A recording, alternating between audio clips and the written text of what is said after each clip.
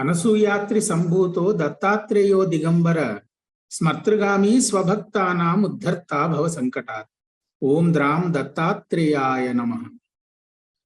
శ్రీ గురు చరిత్ర క్షేత్ర యాత్రలో ఈరోజు కొన్ని అతి పవిత్రమైనటువంటి క్షేత్రాలు దర్శనం చేసుకుంటూ స్వామివారు మధుకరికి ఎటువంటి నియమాలను ఏర్పరిచారు, మధుకరి సమర్పిస్తే మనం పాటించవలసినది ఏమిటి, మధుకరి స్వీకరిస్తే మనం పాటించవలసింది ఏమిటి కూడా ఇవాళ ఒకసారి చూద్దాం. 30, 31, 32 ఈ అధ్యాయాల విషయానికి వస్తే ఒక అతి పవిత్రమైన క్షేత్రం ఉంటుంది. అది కర్ణాటకలోని సహ్యాద్రి పర్వత శ్రేణుల్లో ఉంటుంది. మనకి అగస్త్య మహాముని లోపాముద్రాదేవి యొక్క ప్రస్తావన గురు చరిత్రలో వస్తుంది. నేను ఆ అధ్యాయంలో ఏం చెప్పారనేది నేను ప్రస్తావించను, కానీ లోపాముద్రాదేవి యొక్క ప్రాశస్త్యం, అగస్త్య మహాముని ఈ ప్రపంచానికి చేసిన మేలు ఎటువంటిది ఒకసారి మనం చూద్దాం. అసలు ముందుగా ఒక మాట చెప్పుకోవాలంటే, సహ్యాద్రి పర్వతాలు నిజంగా కూడా మహామహా క్షేత్రాలకు నిలయం. వరాహ పర్వతం తీసుకున్నారనుకోండి, నిజంగానే ఆ పైకి ఇప్పుడు ఈ మధ్య ట్రెక్కింగ్ ఆపేశారు, ఎందుచేతనో తెలియదు, మళ్ళీ మొదలు పెడతారేమో తెలియదు. ఇంతకు ముందు ఫారెస్ట్ డిపార్ట్మెంట్ అక్కడ ఆఫీస్ ఓపెన్ చేసి పర్మిషన్స్ ఇచ్చేవాళ్ళు, గైడ్స్ కూడా ఉండేవాళ్ళు. వరాహ పర్వతం గనక మీరు తీసుకుంటే, వరాహ పర్వతం గనక ఎక్కితే మీకు అక్కడ ఒక గుహ ఉంటుంది. అచ్చు వరాహముఖ ఆకారంలోనే ఉంటుంది. ఆ వరాహ పర్వతం దాని గొప్పదనం ఏంటంటే, విశేషత ఏమిటి అని అంటే, ఆ వరాహ పర్వతం ఇటు వరాహ పర్వతం, అటు కుద్రేముఖ అని ఇంకొక పర్వతం ఉంటుంది. అంటే కుద్రేముఖ అంటే కన్నడలో గుర్రపు మొహము కలిగేది ఒక పర్వతం. ఇదంతా కూడాను సహ్యాద్రి పర్వతాల్లో ఉన్నటువంటి మహాక్షేత్రాలే. ఆ పక్కనే మళ్ళీ ముల్లయ్యనగిరి అని ఇంకొక పర్వతం. ఆ ముల్లయ్యనగిరి పర్వతం పైన కూడా 10వ శతాబ్దం నాటి దత్తక్షేత్రం, ఒక దివ్యమైన దత్తక్షేత్రం గుహలో ఉంటుంది ముల్లయ్యనగిరిలో. అదే మనం కుద్రేముఖాకి సంబంధించినంత వరకు హయగ్రీవ అవతారానికి సంబంధం ఉందని చెప్తారు.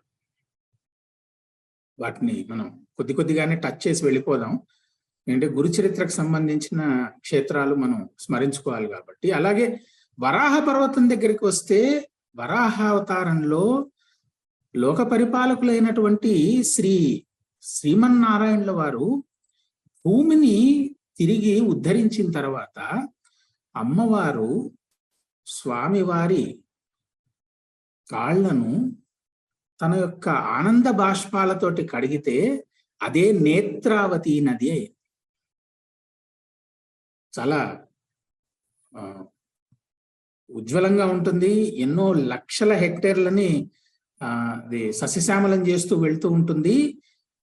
మనకి మొత్తం అరేబియా సీ దాకాను, మంగళూరు నుండి.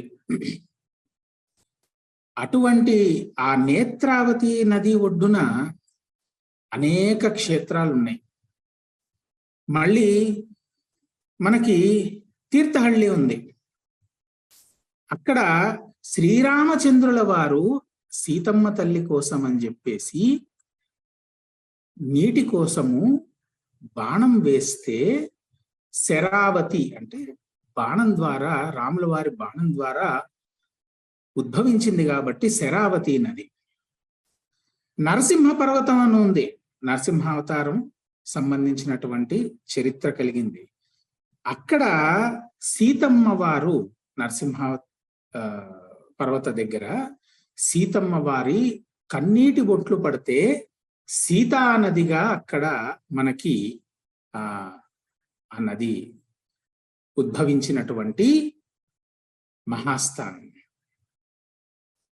ఇలా చెప్పుకుంటూ పోతే కమండలు గణపతి, అగస్త్య మహాముని వారు తపస్సు చేస్తే సాక్షాత్తు మహాగణపతి వారే వచ్చేసి వారి కమండలంలో నుండి, ఋషి యొక్క కమండలంలో నుండి ఏకంగా ఒక నదినే పుట్టించేసినటువంటి మహాక్షేత్రం.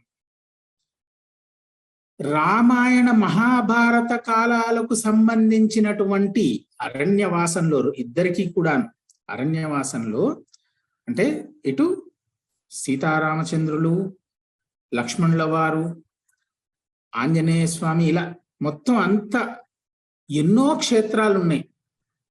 ఎక్కడైతే మృగవధ అంటే బంగారు లేడిని బాణంతో కొడితే ఆ బంగారు లేడి నేల కూలిందో మృగవధ క్షేత్రం.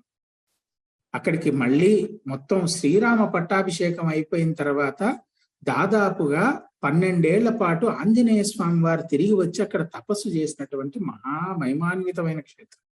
ఇలా మనం చెప్పుకుంటూ పోతే ఎన్నో ఉన్నాయి. కానీ ఒకానొక సమయంలో, అంటే ఇంతకు ముందు పర్వతాలు ఎగిరేవి, తర్వాత భూమి సమతుల్యం చెడుతోందని చెప్పి ఇంద్రుడు వాటి రెక్కలను నరికివేశాడు. ఆ సమయంలో ఒక అవసరార్థం నారద మహాముని వారి ఏ లీల అయినా కూడా లోక కళ్యాణార్థమే ఉంటుంది. వారు ఏం చేశారనంటే కొంతమంది రాక్షసులను నిరోధించడానికి అని చెప్పేసి ఒక చిన్న మాట, ఇక్కడ వింధ్యాచలం, అదే సహ్యాద్రి పర్వతాలే వింధ్యాచలం అని అంటాం. ఈ వింధ్యాచలం తోటి ఒక మాట అన్నారు, వింధ్యాచల, నీకు సాటి అయినటువంటి ఇంకొక పర్వతరాజు లేనే లేడు, కానీ ఏం లాభం, నువ్వు మేరు పర్వతం అంత ఎత్తు అయితే ఎదగలేకపోయావు.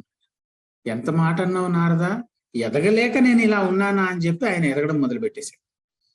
ఆ ఎదగడం మొదలుపెట్టిన తర్వాత వింధ్యాచలుడికి యువతల పక్క ఉన్న ఎక్కడా కూడా సూర్యోదయం లేకుండా అయిపోవడం, అంటే సూర్యకాంతి రావడం లేకుండా అయిపోవడం మొదలుపెట్టింది. వెంటనే ఇదంతా ఏమిటి అని అంటే ఒక లీల. ఎందుకు అని అంటే అగస్త్య మహామునిని అటు నుంచి ఇటు తీసుకురావాలి. ఆయన నేను ససేమిరా రాను పొమ్మన్నాడు. ఎందుకు ఆయన ఇటు రావాలి అని అంటే ఆయన సముద్రాన్ని ఆపోసనబడితే కానీ అందులో దాక్కున్న రాక్షసుడు బయటికి రాడు, మరి ఇంద్రుడు వధించలేడు. ఇది అక్కడ ఉన్న కిటుకు. ఈయన పెరగడం మొదలు పెట్టేటప్పటికి మళ్ళీ దేవతలందరూ వెళ్ళి అగస్త్య మహాముని, స్వామి మీరు తప్పక ఇటు రాక తప్పదు, మీరు వస్తే కానీ ఈ వింధ్యాచలుడు ఆగడంటే అదేమిటి అని అంటే అగస్త్య మహాముని వారి ధర్మపత్ని మహాపతివ్రత లోపాముద్రాదేవి. లోపాముద్రాదేవి ఎంత మహాపతివ్రత అంటే ఆమె ఎక్కడ కాలు పెట్టినా కూడా అక్కడ ఉన్న భూమి మెత్తని పచ్చిక బయలైపోయేది, ఆమెకి ఎక్కడ కష్టం కలుగుతుందో అని చెప్పేసి. ముళ్ళు కూడా పూలైపోయేవట. సూర్యుడు తన ప్రతాపాన్ని తగ్గించి ఎంత వేడిమి కావాలో అంతే ఇచ్చేవాడు. మీరు వీలైతే ఎప్పుడైనా కర్ణాటకలో తలకావేరి అని క్షేత్రం ఉంటుంది. కావేరీ నది ఉద్భవించిన చోటు. కావేరీ నది ఎవరో కాదండి, లోపాముద్రాదేవి. అయితే దాని విషయం తర్వాత మాట్లాడదాం. అమ్మవారు ఎక్కడికి వెళ్ళినా కూడా గాలి మలయమారుతం, అంటే కొండగాలి ఎలా వస్తుంది, ఓ ఉధృతంగా వచ్చేది, ఎందుకంటే కొండలు ఆపుతూ ఉంటాయి కదా, అలా ఒక చల్ల గాలి తెమ్మెర అలా తాకి వెళ్ళిపోయినట్టుగా ఉండేది. అమ్మవారు ఎక్కడ ఉంటే అక్కడ లోపాముద్రాదేవి. అగ్ని, ఇప్పుడు అక్కడ ఉన్నది అగస్త్య మహాముని, నిత్యాగ్నిహోత్రుడు, ఎన్నో హోమాలు చేసేవాడు. హోమం చేయాలంటే అగ్నిహోత్రం వెలిగించాలనంటే ధర్మపత్ని అగ్ని తీసుకొచ్చి ఇవ్వాలి.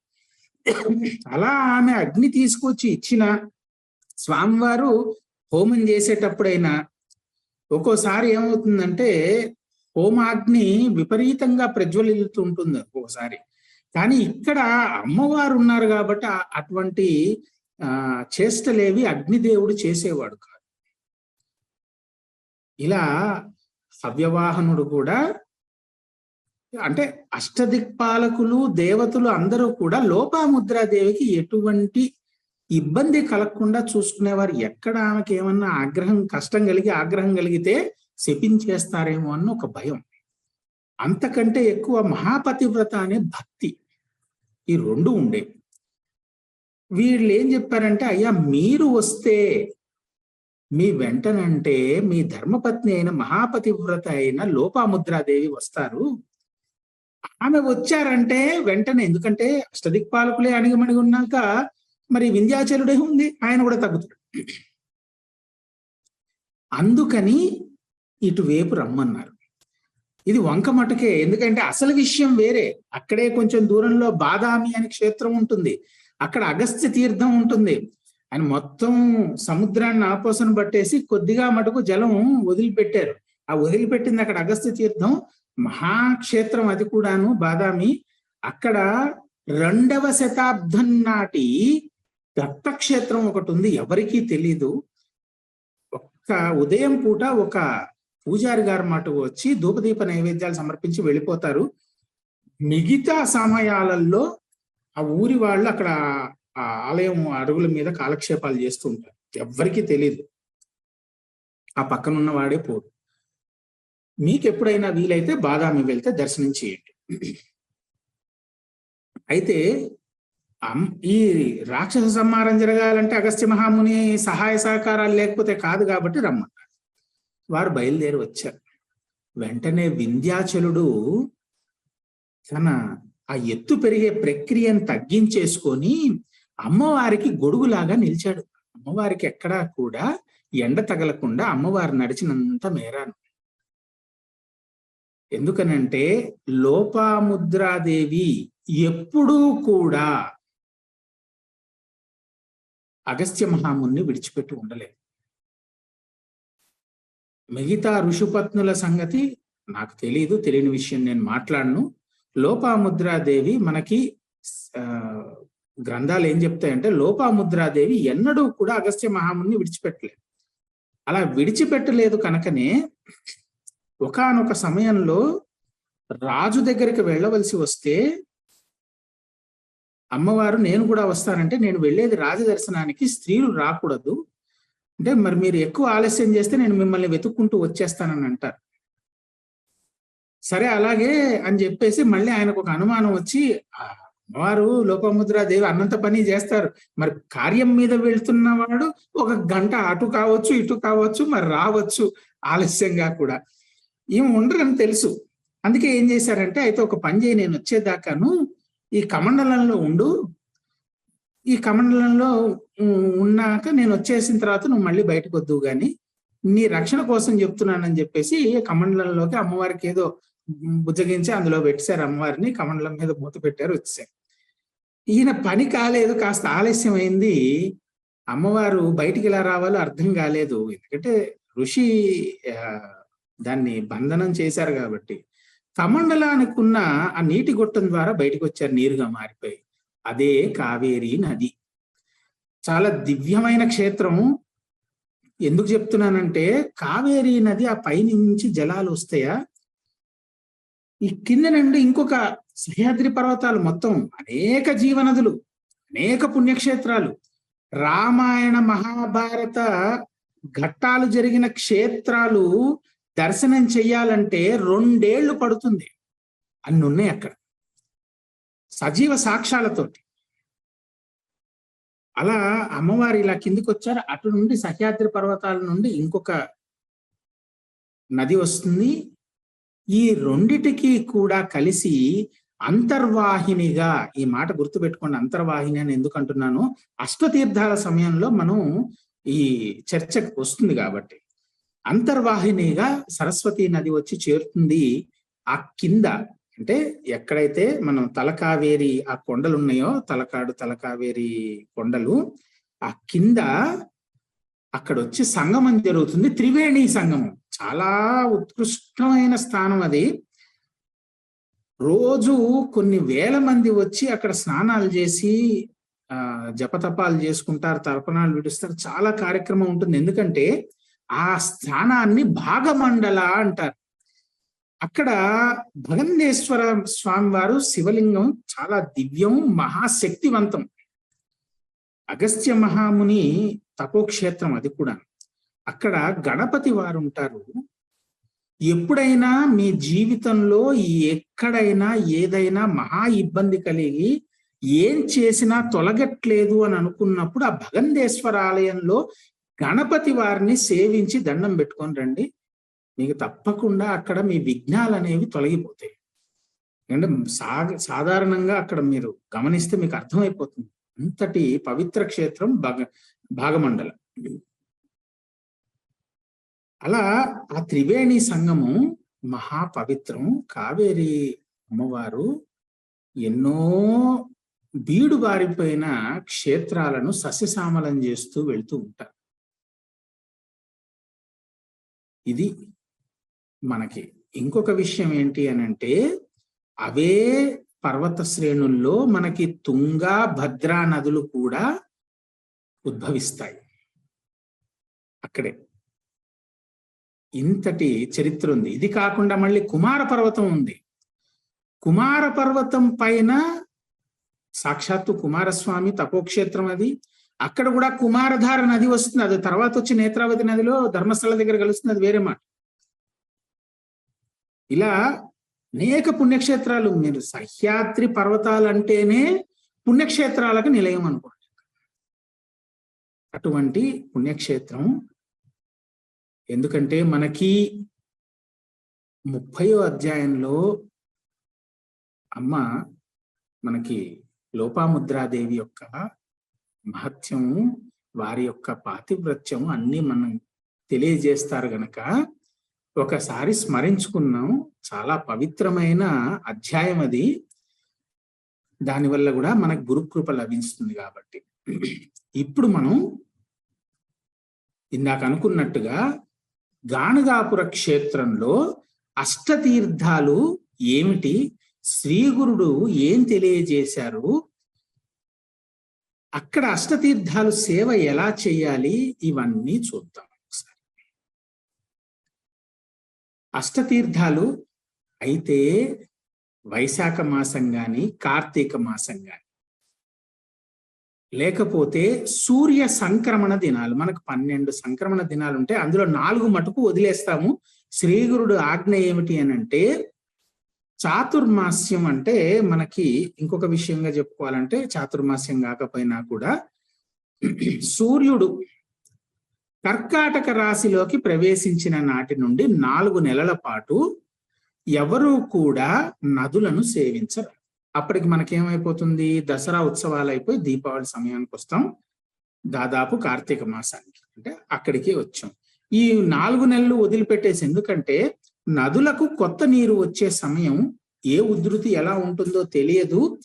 కొత్త వారికి ఒక కొత్త నది చోటుకు వెళ్ళినప్పుడు అక్కడ ఎక్కడ ఏది ఎలా ఉంటుందో తెలియదు.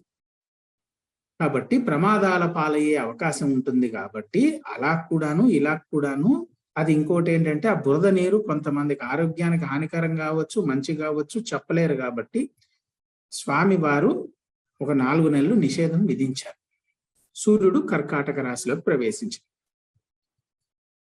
ఇలా మనకేంటంటే ఇంకొక విషయం, సూర్యుడు తులా రాశిలోకి ప్రవేశించినప్పుడు ఇందాక చెప్పుకున్న భాగమండలాల్లోనూ తలకావేరిలోనూ బ్రహ్మాండమైన ఉత్సవం జరుగుతుంది. 2 కళ్ళు చాలు, అంత గొప్పగా ఉంటుంది. అయితే మనకి ఈ సందర్భం అయిపోయిన తర్వాత కార్తీక మాసంలో, మార్గశీర్ష మాసంలో, అలాగే చైత్ర వైశాఖ మాసాల్లోనూ, ఇది కాకుండా స్వామివారు వద్దని చెప్పేసినటువంటి ఆ 4 మాసాలు కాకుండా మిగతా సూర్య సంక్రమణ దినాలలో, ఏకాదశి, పౌర్ణమి పుణ్యతిథుల్లో మనం గనక అష్టతీర్థాలను సేవించవచ్చు. ఏ విధంగా సేవించాలి, ఏ విధంగా సేవించాలి అని అంటే, పరమోత్కృష్టమైన మార్గం ఒకటి. నేను ఫలానా రోజు అష్టతీర్థాలు సేవ చేయాలని అనుకుంటున్నాను. ముందుగా చూసుకొని ఒక గురువారం నాడు చక్కగా స్వామివారికి సంకల్పం చేసుకొని మీ శక్తి అనుసారం పూజ చేసుకొని గురు చరిత్ర పారాయణ ఆరంభం చేయండి. సప్తాహం అయిపోయిన తర్వాత గాణగాపురం వెళ్ళండి. వెళ్ళిన తర్వాత ఉదయమే మొదలు పెడితే చాలా శుభం. అంటే ఆరోగ్యం బాగులేకపోతే మీరు ఏదైనా మందులు అట్లాంటి వాటి మీద ఉంటే మీ ఆరోగ్యాన్ని చూసుకుంటూనే చెయ్యండి. ఆరోగ్యవంతులు మాకు ఎటువంటి ఇబ్బందులు లేవండి అనే వాళ్ళు పొద్దున్నే 5:30కంతా బయలుదేరండి. బయలుదేరితే మొట్టమొదటగా సంగమ స్నానం చెయ్యండి. సంగమ స్నానం అంటే ఇప్పుడు మనకి ఇంతకు ముందు మనం మాట్లాడుకున్నటువంటి ఔదుంబర వృక్షం ఏదైతే ఉందో దాని పక్కన మెట్లు ఉంటాయి. ఆ మెట్లు దిగిన తర్వాత ఇంకా అక్కడే స్నానాలు చేసేస్తున్నారు. అది సంగమం కాదు. ఇంకాస్త ముందుకి నేను ఇంతకు ముందు చెప్పాను కదా, ఎండాకాలంలో ఎప్పుడైనా వీలైతే మీరు రైట్ సైడ్ ఒడ్డెంబడి నడుచుకుంటూ వెళ్తే మీకు ఒక వైపు నుండి ఎడం వైపు నుండేమో భీమా నది వస్తూ ఉంటుంది. రైట్ సైడ్ నుంచి కుడివైపు నుండి ఒక వంకాకారంలో నుండి మనకి అమరజా నది వస్తుందని, ఆ రెండు నదులు ఎక్కడైతే సంగమించి కొంచెం ముందుకు వస్తాయో అక్కడ మనకి స్వామివారు చెప్పినటువంటి షట్కూల తీర్థం. షట్కూల తీర్థం మొదటగా మనము ఇక్కడ ఏం చేయాలంటే స్నానం చేసి ఎప్పుడైనా నదుల్ని సేవించాలన్నప్పుడు నదీమ తల్లికి ధూపదీపాలు, అలాగే ఒక కొబ్బరికాయ పొట్టు తీయండి, కొబ్బరికాయ, మీ శక్తి అనుసారం వస్త్రం ఉంటే వస్త్రము, సుగంధ ద్రవ్యాలు, సువాసిని ద్రవ్యాలు అన్నిటినీ కూడా నదీమ తల్లికి సమర్పించి నమస్కరించుకోవాలి. నమస్కరించుకున్న తర్వాత ఆ తడి బట్టలతోటే మళ్ళీ అందరూ స్నానాలు చేస్తున్న దగ్గర నుంచి తీసుకోకండి, కాస్త అటు ఇటుగా చూసి ఎవరు లేని దగ్గర నుంచి కాస్త జలం సేకరించండి. కానీ మనకి ఏం చెప్తారు అని అంటే ప్రవహించే నీరుకు దోషం ఉండదంటారు. అయినా కూడా కాస్త శుద్ధమైన జలం సేకరించండి. పైనకి రండి. ఆ జలాన్ని మీరేం చేయాలి అని అంటే ఔదుంబర వృక్షానికి, ఔదుంబర వృక్షం మూలంలో ఉన్న స్వామివారికి పాదుకలకి సమర్పించాలి. మొట్టమొదట చేయవలసిన పని. అక్కడి నుండి మనం సంగమంలో స్వామివారి ఆలయం ఉంది. దాని ఎదురుకుండా మళ్ళీ మెట్లుంటాయి. దాన్ని నృసింహ తీర్థము అని. ఆ నృసింహ తీర్థంలోకి వెళ్ళండి. మళ్ళీ 3 సార్లు మునక వేయండి. స్వామివారిని స్మరించుకోండి. నదీమ తల్లికి నమస్కారం చేసుకోండి. శుద్ధమైన నీరు సేకరించండి. వచ్చి ఆ నీటిని మొదటగా స్వామివారి ఆలయం వెనకున్న సంగమేశ్వరుడికి సమర్పించండి. అలాగే స్వామివారి ఆలయం ముందు మనకి రావి చెట్టు ఉంటుంది, అశ్వత్థం. దాని కింద ఒక శివలింగము, అలాగే స్వామివారి పాదుకలు ఉంటాయి. అక్కడే కాకుండా మళ్ళీ ఎక్కడైతే సంగమ ఆలయంలో మధ్యాహ్న సమయంలో అలాగే రాత్రి సమయంలో దేవస్థానం తరఫున మధుకరి జరుగుతుందో, అంటే స్వామివారి ప్రసాద వితరణ జరుగుతుందో, అక్కడ కూడా స్వామివారు పాదుకలు ఉంటాయి. ఈ రెండిటికి అర్పించండి. అశ్వత్థానికి కూడా అర్పించండి. స్వామివారికి నమస్కారం చేయండి. 3 ప్రదక్షిణలు చేయండి. అశ్వత్థ సైతంగాను. షార్ట్ కట్లు వద్దు. గుడి లోపల తిరగకండి, బయట తిరగండి. సంగమేశ్వరుడికి ప్రదక్షిణ చేయండి, అమ్మవారికి ప్రదక్షిణ చేయండి. ముందుగా ఔదుంబరానికి 3 ప్రదక్షిణలు చేసిన తర్వాతే లోపలికి వెళ్తారు. కాబట్టి ఆ ప్రదక్షిణలు చేసి స్వామివారిని దర్శించుకోండి. సంగమేశ్వరుడిని, స్వామివారిని దర్శించుకోండి. దర్శించుకొని అలాగే నడుచుకుంటూ రండి. వచ్చిన తర్వాత అంటే ఒకప్పుడు ఏంటంటే నేరుగా నది ఒడ్డునే మార్గం ఉండేది. ఇప్పుడు ఆశ్రమాలు ఏర్పడ్డాయి. ఆ ఆశ్రమాలు ఏర్పడడంతో మార్గం అటు లేదు. ఇప్పుడు ఇలా మన తార్ రోడ్డు వేశారు. ఆ తార్ రోడ్డు మీదుగా అవధూత ఆశ్రమం, శివానంద ఆశ్రమం పక్కన ఇంకో ఆశ్రమం పక్కనే మాకు మట్టి రోడ్డు పోతుంది. పక్కనే ఆనుకొని మట్టి రోడ్డు పోతూ ఉంటుంది. మీరు ఒక్కరే ఏముండరు, తెల్లారు లేస్తే ఎంతో మంది అష్టతీర్థ సేవ చేస్తూనే ఉంటారు. అదే కార్తీక మాసం, మార్గశీర్ష మాసం అయితే మీరు నడవాలంటే కూడా చాలా సమయం పడుతుంది. అంతమంది ఉంటారు భక్తులు. వెళ్ళండి ఆ మార్గంలో. వెళితే మీకు మొదటగా భాగీరథ తీర్థం వస్తుంది. ఆ భాగీరథ తీర్థం అక్కడ ఏమిటి అనంటే, మనకు అఫ్జల్పూర్ మార్గంలో స్వామివారు చూపించిన ఒక మహాతీర్థం ఒకటి ఉంటుంది. ఆ తీర్థం అంతర్వాహినిగా వచ్చి ఇక్కడ భాగీరథి తీర్థంలో కలుస్తుంది. ఈ విషయం స్వామివారు ఆనాడు అక్కడ భక్తులకి చెప్పారు, శిష్యులకు చెప్పారు, అందరికీ చెప్పారు. అప్పుడు ఎవరు నమ్మినా నమ్మకపోయినా ఈ మధ్య కాలంలో కల్వర్ట్లేసి, కెనాల్ తవ్వి, పైప్ లైన్లేసి ఇప్పుడు ఓపెన్ గా దాన్ని తీసుకొచ్చి భాగీరథి తీర్థంలో కలిపి 700 సంవత్సరాల క్రితం ఏ టెక్నాలజీ ఉందని స్వామివారు ఇలా చూసి అలా చెప్పారు? ఎందుకు అష్టతీర్థాలు? మీకు ఒక ప్రశ్న రావచ్చు, ఏమండి అష్టతీర్థ సేవ అంటున్నారు, అదే నది వెంబడి మనం 8 స్థానాలలో వచ్చి స్నానం చేస్తున్నాము, ఏమిటని తేడా? ఏమిటి తేడా అంటే, ఇందాక చెప్పుకున్నామే, నేను అక్కడ అండర్లైన్ చేశాను, సరస్వతి నది అంతర్వాహిని గుర్తుపెట్టుకోండి అని. మనం మానవ మాతృనం, మన కళ్ళకు కనపడదు. వారు త్రిమూర్త్యాత్మకులు. వారు 700 సంవత్సరాల క్రితమే ఈ షట్కూల తీర్థం ఏమిటి అని అంటే సంగమం. సరే, అది మా కళ్ళకు కనిపించిందండి. నృసింహ తీర్థంలో కూడా సంగమేశ్వరుడి కింది నుండి అంతర్వాహినిగా ఒక తీర్థం వచ్చి చేరుతుంది. మరి ఆ నీళ్లు, అందుకే అక్కడ స్నానం చేయమన్నాడు. భాగీరథి తీర్థం అక్కడ గొప్పదనం ఏంటంటే, ఒక మహాయోగి ఉండేవాడు కొన్ని వందల సంవత్సరాల క్రితం. అతని ఎప్పుడూ కూడా ధ్యాన నిమగ్నుడై ఉండేవాడు సదాశివుడు. అలాంటి ధ్యాన నిమగ్నుడై ఉన్న యోగికి 2 అన్నదమ్ములు ఉండేవాళ్ళు. వాళ్ళిద్దరూ కూడా, మేము కాశీ యాత్రకు వెళ్తున్నాం, నువ్వు కూడా వస్తావా త్రిస్థలి యాత్రకి అంటే, కాశీ దాకా కాళ్ళు ఇడుచుకుంటూ పోవాల్సిన అవసరం లేదు, కాశీ నాకు ఇక్కడే ప్రకటన అవుతుందని. అదేంటే ఏం చెప్తున్నావు నువ్వు, కాశీ ఇక్కడ ప్రకటన అవుతుందా, ఏది చూపి అన్న.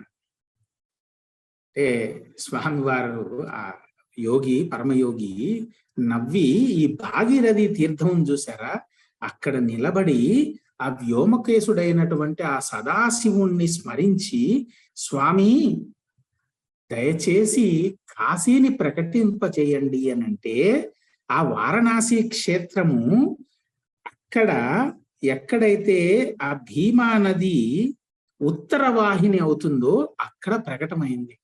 ఎలాగైతే కాశీలో అన్ని ఘాట్లు కనబడతాయి కదా మనకి, 80 చిల్లర, ఈ చివరి నుంచి 80 ఘాట్ దగ్గర మొదలు పెడితే ఆ చివరి దాకా, బ్రిడ్జ్ దాకా, గోదావరి గంగా నది మీద బ్రిడ్జ్ దాకా, అలా అన్ని అక్కడ ప్రకటమైనాయి. వెంటనే అక్కడ ఉన్న వాళ్ళందరూ కూడా ఆయనకు నమస్కరించి, సదాశివుణ్ణి స్మరించి, పరమేశ్వరుణ్ణి స్మరించి అక్కడ స్నానాలు చేశారు. ఆ విషయము సాక్షాత్తు శ్రీగురుడే అందరికీ తెలియజేసి అక్కడ స్నానాలు చేయమన్నారు. అది కాశీతో సమానం. రెండోది ఏంటంటే, అది ఉత్తర వాహిని అవుతుంది. అక్కడ నది వచ్చి ఉత్తరం దిక్కుగా తిరుగుతుంది అక్కడ. ఇంకొక మూడో విశేషత ఏంటి, అంతర్వాహిని నది ఇప్పుడు బయటపడింది. ఇప్పుడు మీరు వెళ్తే, మీరు అష్టతీర్థ సేవ చేస్తే మీకు కళ్ళకు క్లియర్ కనబడుతుంది. ఇంత పెద్ద టనల్స్ వేసి కాలువ దవ్వి ఆ నీళ్లు ఇప్పుడు దీంట్లోకి కలుపుతున్నారు. అది అఫ్జల్పూర్ రోడ్ లో ఎక్కడో ఉంటుంది, 6 కిలోమీటర్ల అవతల. కానీ 700 సంవత్సరాల పూర్వమే స్వామివారి ఇక్కడ అంతర్వాహిని ఉంది. అందుకే చెప్పాను, అక్కడ మనం భాగమండలాలో కూడా సరస్వతి నది అంతర్వాహినిగా అక్కడ త్రివేణి సంగమం అవుతుంది. అందులో ఎటువంటి సంకోచం అక్కర్లేదు. అలాగే ఇది కూడా భాగీరథి తీర్థం కూడా మహాక్షేత్రం. కాకపోతే ఒక్క విషయం గుర్తుపెట్టుకోండి, భాగీరథి తీర్థంలో ఇప్పుడు చాలా మటుకు సిమెంట్ చెప్తా వేశారు, కానీ ఒక్క అడుగు ముందుకు వేశారో బురద గుంట్లో ఎంత లోపుకి వెళ్ళిపోతారో తెలియదు. మీరు ఒక్కరే గనక ఉంటే మరి అది ప్రాణాలకి అపాయమే. జాగ్రత్త పడండి, దిగద్దు. అక్కడ కొంతమంది ఉంటారు, అక్కడ వాళ్ళు వాళ్ళకి తెలుసు ఎలా వెళ్ళాలి, ఎలా, ఎందుకంటే వాళ్ళు నిత్యం అక్కడే ఉంటారు, వాళ్ళకి తెలుసు ఆ కిటుకులన్నీ. వాళ్ళు మీకు అంటే మామూలుగా మీరు కార్తీక మాసంలో కానీ, మార్గశీర్ష మాసంలో కానీ, లేకపోతే పుష్యమాసంలో కానీ స్నానానికి వెళ్తే నీళ్లు ఫుల్గా ఉంటాయి. ఎండాకాలం వెళ్ళారంటే నీళ్లు ఉండవు, నీళ్లు అక్కడెక్కడో ఉన్నాయని ఆవేశపడద్దు, ఆత్రపడద్దు, తొందరపడద్దు, ముందుకు పోవద్దు. వాళ్ళు తెచ్చిస్తారు నీళ్లు, మీకు ఎన్ని కావాలంటే అన్ని తెచ్చిస్తారు, ఆ నీళ్లు తీసుకోండి. అందుకే కార్తీక మాసం అయితే అన్ని రకాలుగా కూడా శ్రేష్టం. మార్గశీర్ష మాసం అయినా కార్తీక మాసం చక్కగా స్నానాలు చేయొచ్చు. ఆ బురద లోపలికి వెళ్ళవలసిన అవసరం లేకుండానే ఆ సిమెంట్ చెప్టా దగ్గరే మనం స్నానాదులు గావించుకొని జలం తీసుకువచ్చి, అక్కడ భాగీరథి తీర్థం అని ఎందుకన్నారు, అక్కడ కాశీ ప్రకటమైంది గనక. అందుకే గట్టున ఇలా పైకి వచ్చిన తర్వాత ఇలా తిరిగి పైన గట్టు మీద చాలా చిన్న స్థానం ఉంటుంది, చూసుకొని నిదానంగా తడికాళ్ళుంటాయి, జారుతాయి, జాగ్రత్తగా మీరేం చేయాలంటే అక్కడ కాశీ విశ్వేశ్వర లింగం ఉంటుంది, ఆ లింగానికి స్వామివారి పాదుకలకి అభిషేకం చేయండి. మళ్ళా ముందుకు రండి. ముందుకు వస్తే మీకు ముందుగా విశ్రాంతి కట్ట, ఇందాక చెప్పుకున్నాం కదా, ఆ విశ్రాంతి కట్ట మీకు అక్కడ దర్శనమిస్తుంది. ఆ విశ్రాంతి కట్ట సేవ చేయండి, అక్కడ స్వామివారి దర్శనం చేయండి. ముందుకు రండి. పాపనాశ తీర్థం ఉంటుంది. పాపనాశ తీర్థంలోనే స్వామివారికి పూర్వాశ్రమంలో సోదరి అయిన రత్న, ఆమె పూర్వకర్మ ఫలం ఎలా అనుభవించాను అని అడిగితే స్వామివారు, అమ్మా మా అనుగ్రహం వల్ల నీకది వృద్ధాప్యంలో సిద్ధిస్తుంది, అప్పుడు నీకు రోగగ్రస్తురాలు అయినప్పుడు ఇక్కడికి వచ్చి మా దర్శనం చేసుకొని ఈ పాపనాశ తీర్థంలోనే నువ్వు స్నానం చేస్తే నీ రోగ బాధలు నయమై నీకు మోక్షం సిద్ధిస్తుందంటే, సరిగ్గా స్వామివారు భక్తులను తీసుకొని శిష్యులను తీసుకొని అష్టతీర్థాలు చూపించే సమయానికి ఆమె అక్కడికి వస్తుంది. ఎందుకంటే స్వామివారికి త్రికాలగ్నులు వారికి తెలియదని నా వస్తుందని ఆయనకు తెలుసు. ఆమె అక్కడికి వస్తే ఆయనకు నమస్కరిస్తే ఆశీర్వదించి, ఈ పాపనాశ తీర్థంలో నువ్వు నిత్యం స్నానం చేసి మమ్మల్ని సేవిస్తూ ఉండు, నీకు మరుజన్మ లేదు, అలాగే నీకు ఈ రోగం కూడా నయమైపోతుందని ఆశీర్వదిస్తే అలాగే సిద్ధించింది. పాపనాశ క్షేత్రంలో స్నానం చేస్తే ఎటువంటి పాపాలు కూడా సమసిపోతాయి. ప్రతి తీర్థంలోనూ అంతర్వాహినిగా ఏదో ఒకటి మర్మం ఉంది, స్వామివారు తెలియజేసిన విషయం. రెండవ విషయం ఏంటంటే, గట్టు మీద మీరు స్నానం చేసిన తర్వాత మళ్ళీ శుద్ధమైన జలం సేకరించిన తర్వాత గట్టు మీదకి రాగానే అక్కడ కూడా మీరు చక్కగా లింగానికి స్వామివారి పాదుకలకి అభిషేకం చేయండి. కొంచెమే మళ్ళీ కొద్దిగా నడవంగానే కోటి తీర్థము, రుద్రపాద తీర్థము పక్క పక్కనే ఉంటాయి, ఎక్కువ దూరం ఉండదు. ఇప్పుడంటే కింది దాకా మెట్లు వేసేసారు, సిమెంట్ మెట్లు కాబట్టి మొత్తం ఒకటేలాగా కనపడుతూ ఉంటుంది. రుద్రపాద తీర్థంలో స్నానం చేసి స్వామివారికి అభిషేకం చేసిన తర్వాత అక్కడ మీ కంటికి ఎవరు కనిపించినా కూడా మీ చేతికి రూపాయో 10 రూపాయలో ఎంత వచ్చినా కూడా దానం చేయండి. ఎందుకనంటే అక్కడ దానం చేస్తే గయలో దానం చేసినట్టు, అది స్వామివారు తెలియజేశారు. కాబట్టి మీ శక్తి ఇంత అంతనే లేదు, భక్తిపూర్వకంగా మనపూర్వకంగా, ఇబ్బంది పడుతూ కాదు, మనపూర్వకంగా అక్కడ ఎవరైనా ఉంటే వారికి, ఎందుకంటే సాధారణంగా అక్కడ ఎవరు ఎక్కువ మంది ఉండరు, మన ఏదో గుళ్ళ ముందు కూర్చున్నట్టుగా ఉండరు, ఎవరో ఒక్కళ్ళో ఇద్దరు ఉంటారు, వాళ్ళు సాధువులే ఉంటారు. ఇవ్వండి. కోటి తీర్థంలో స్నానం చేయండి, మళ్ళా రండి, అక్కడ కూడా స్వామివారికి పాదుకలకి అభిషేకం చెయ్యండి. ఇప్పటికి ఎన్ని అయిపోయినాయి? షట్కూల తీర్థం అయింది ఒకటోది, రెండవది నృసింహ తీర్థం, మూడవది భాగీరథ తీర్థం, నాలుగవది పాపనాశ తీర్థం, ఐదవది కోటి తీర్థం, ఆరవది రుద్రపాద తీర్థం. ఇప్పుడు మనం 7వ దానికి వెళ్తాము. చక్ర తీర్థము చాలా పవిత్రమైన క్షేత్రం. ఈ చక్ర తీర్థానికి ఉత్సవాలు జరుగుతాయి. స్వామివారి దండము ఏదైతే ఉంటుందో ఆ దండము ఊరేగింపుగా వస్తుంది ఈ రోజు కూడా. ఎవరికైనా పితృదోషాలనే ఉన్నా, లేకపోతే ఎన్నో కారణాల చేత పితృలకి, మన పూర్వీకులకి మనం తర్పణాది కార్యక్రమాలు కానీ, పిండ ప్రదానాలు కానీ, వారి ఆత్మశాంతికి కావలసినవి కానీ చేయలేని వారు ఎవరైనా ఉంటే, ఆనాడు కనుక చక్రతీర్థానికి స్వామివారి దండం వచ్చే సమయానికంటే ముందు రోజే వచ్చి అక్కడ ఉండాలి. అక్కడ పూజారులను అడిగితే వారు తెలియజేస్తారు. విధి విధానం అంతాను కూడాను మనకు కావాల్సిన అరేంజ్మెంట్స్ అన్ని వారు చేస్తారు.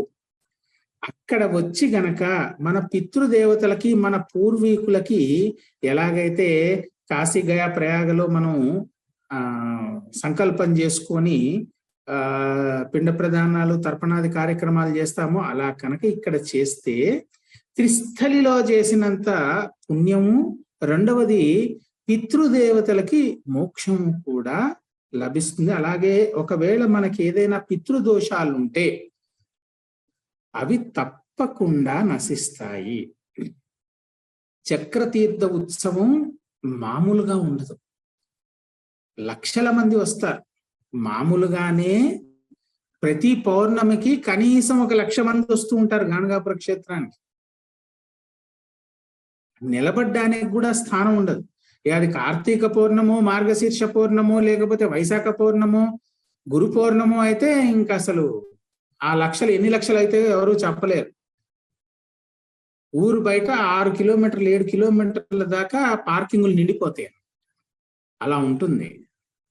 కాబట్టి తర్వాత చక్రతీర్థం. కానీ చక్రతీర్థానికి ముందే సావిత్రి కట్ట వస్తుంది. ఇంతకు ముందు చెప్పుకున్నాం మనం సావిత్రి కట్ట ఏమిటి, సావిత్రి ఎవరు, ఏమిటి అన్ని. మళ్ళీ ఇప్పుడు మనం చెప్పుకోవాల్సిన అవసరం లేదు. సావిత్రి కట్ట దగ్గర చక్రతీర్థానికి మీరు ముందుకు వెళ్ళక ముందే సావిత్రి కట్ట దగ్గర ఆగి అక్కడ స్వామివారి పాదుకలు అవి ఉంటాయి.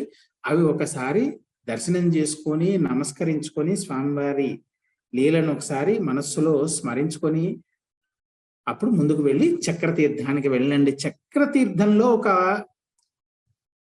స్వామివారి లీల ఒకటి ఉంటుంది.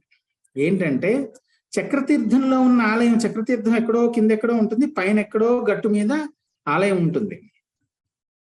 ఆలయంలో దేవతా వృక్షాలన్నీ ఉన్నాయి. వాటికి ప్రదక్షిణ చేసి ఇది గుహాలయము వచ్చిందంటే, గుహాలయం అంటే గుహ కాదు, ఒకప్పుడు గుహలాగానే ఉండేదట అది, ఇప్పుడు దాన్ని ఆలయంలాగానే. కానీ మీరు పూర్తిగా మోకాళ్ళ మీద కూర్చొని మటుకే లోపలికి వెళ్ళగలరు.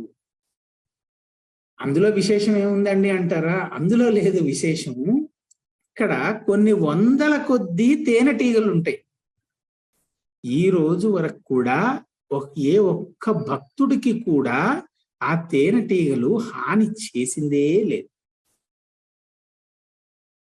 అక్కడ నంది దగ్గర గాని, పరమేశ్వరుడి దగ్గర గాని, ఔదుంబరం దగ్గర గాని, అశ్వత్థం దగ్గర గాని, అలా 4-5 వృక్షాలు ఉన్నాయి. ఆ వృక్షాల దగ్గర ఎక్కడ మనం ఏ ప్రసాదం పెట్టినా ఆ ప్రసాదం మీద వాళ్తాయి అంతవరకే. కానీ అవి స్వీకరిస్తున్నాయి ఆ స్వామివారికి మనం నివేదించినవి. ఎవరిని కూడా ఏమి విపరీతంగా ఉంటాయి. భయపడిన అవసరం లేదు. ఎవరిని ఏమన్నా వెళ్తూ ఉంటారు. మనం వాటిని హాని చేయకపోతే మన జోలికి రావు. వెళ్ళండి, దర్శనం చేసుకోండి. చక్కటి శివలింగం ఉంటుంది, అభిషేకం చేయండి, స్వామివారి పాదుకలకి జలం అర్పించండి, దేవతా వృక్షాలన్నిటికీ ప్రదక్షిణ చేసి నమస్కారం చేసుకోండి, బయటికి రండి. బయటికి వస్తే 2 మార్గాలు ఉంటాయి. ఒక మార్గం మఠం వైపు వెళ్ళిపోతుంది.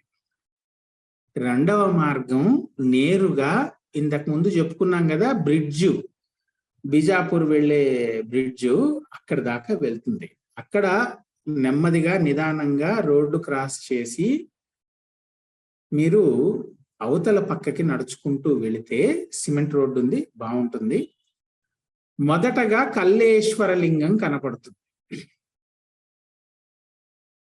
రెండవది కిందికి వెళితే మన్మథ తీర్థము. ఇది చిట్ట చివరిది 8వ తీర్థము.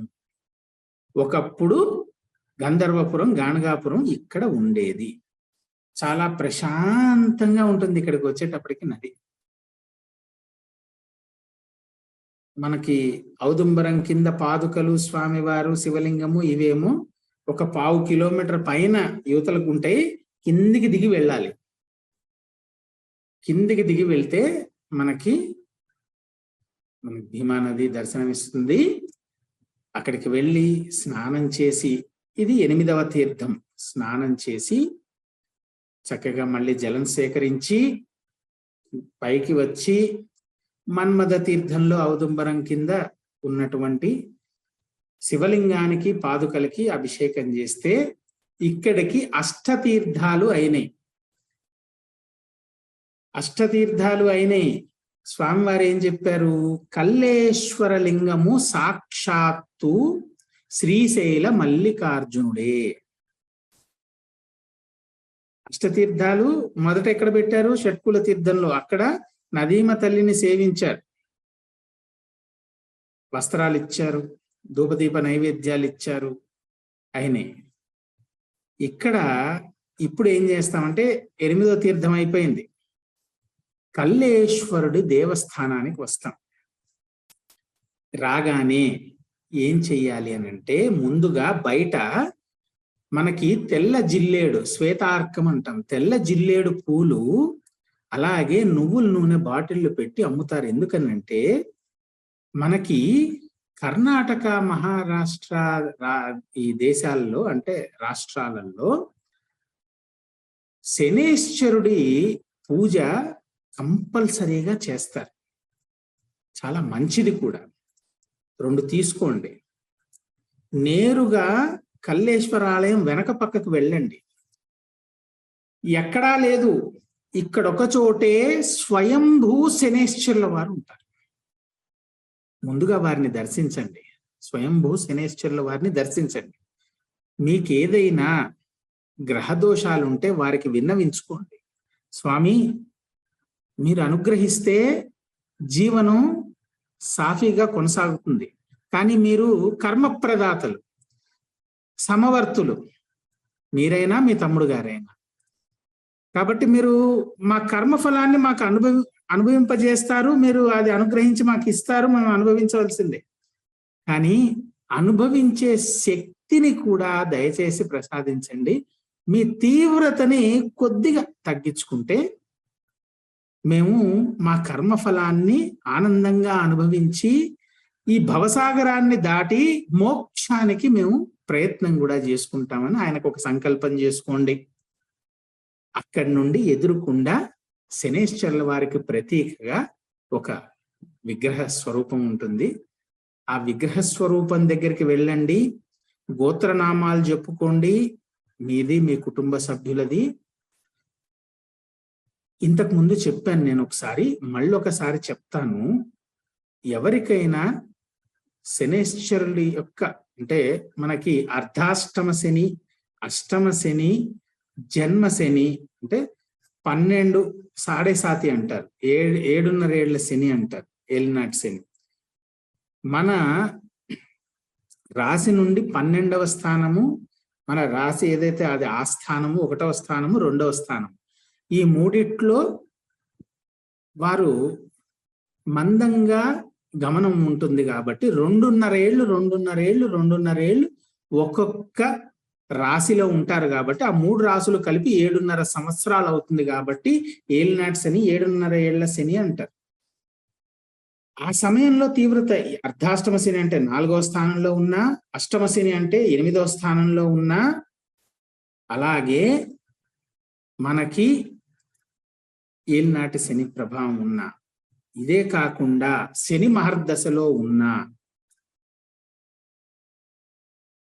ఇటువంటి సమయాల్లో మనం అక్కడ మన గోత్రనామాలు, మన కుటుంబ సభ్యుల గోత్రనామాలు చెప్పుకొని, ఇప్పుడు నేను చెప్పబోయే స్తోత్రం చెబుతూ భక్తిపూర్వకంగా ఆ మీరు తెచ్చుకున్న, బయట కొనుక్కొని తెచ్చుకున్న నువ్వుల నూనెని వారికి అర్పించండి. శన్యరిష్టేతు సంప్రాప్తే శని పూజాంచకారయేత్, శని ధ్యానం ప్రవక్ష్యామి మమ సహకుటుంబానాం ప్రాణపీడోపశాంతయేత్. యమాయ ధర్మరాజాయ మృత్యవే చ అంతకాయ చ వైవస్వతాయ కాలాయ సర్వభూతక్షయాయ చ ఔదుంబరాయ దధ్నాయ నీలాయ పరమేష్టినే వృకోదరాయ చిత్రాయ చిత్రగుప్తాయ తే నమః. కోణస్థః పింగళో బభ్రుః కృష్ణో రౌద్రాంతకోయమః సౌరిశనేశ్చరో మంద పిప్పలాదేన సంస్థితః నీలాంజన సమాభాసం రవిపుత్రం యమాగ్రజం ఛాయామార్తాండ సంభూతం తం నమామి శనేశ్వరం. ఇది చెప్తూ చక్కగా పోయండి. ఆ శ్వేతార్కం సమర్పించండి, నమస్కారం చేసుకోండి. శ్వేతార్కం గణపతి వారికి ప్రతీక, అంటే విఘ్నాలు తొలగాలి.